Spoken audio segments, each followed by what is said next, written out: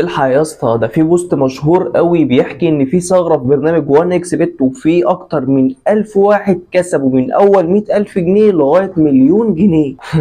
وازاي يعني اصحاب البرنامج هيسيبوا المبالغ دي كده؟ اكيد في حاجه غلط. اهو يا عم شوف بنفسك لو مش مصدق.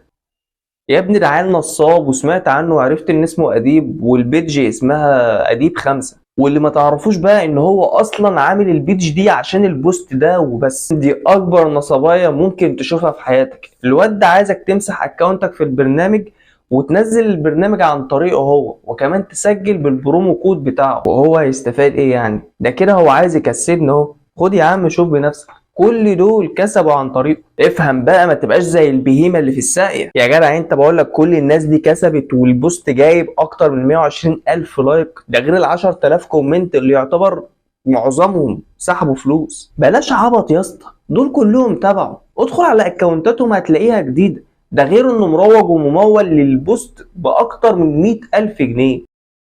يعني عشان يبقى الموضوع مسبوك وواقعي لاي حد غشيم زي حالاتك. الواد ده نصاب يا اسطى.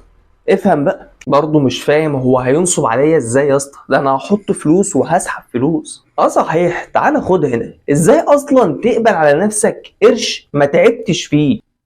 ده فرضا يعني ان انت كسبت يا معلم. كل اللي دخلوا البرنامج حياتهم اتدمرت، وبالاخص الناس اللي كسبت فلوس وصرفتها على نفسها او دخلتها بيتها. يعني مش شايف يا اسطى الظروف اللي احنا فيها؟ ايه يعني اما اجرب يا ابني؟ افهم، مفيش حد هيكسبك فلوس كده من غير مقابل. ده مصيده يا غشيم، عشان لما تدخل تحط فلوس واللي تخسره من فلوسك هو هياخد نص. يعني لو دخلت حطيت 1000 جنيه وخسرته، هو ليه فيهم 500. فهمت. يعني ملخص الحوار انه نصب، وان اديب 5 ده صارف على الموضوع ومكلف ومأجر ناس تكذب عشان يسبكها يعني، وادخل انا وغيره نحط فلوس ونخسرها وياخدها هو. الله ينور عليك. ده غير اصلا ان اللعب نفسه حرام، مش الفلوس بس. الخلاصة، اظبط نفسك يا صاحبي واشتغل على ان الجنيه اللي يدخل جيبك او بطنك او بيتك يكون بعرقك وتعبك.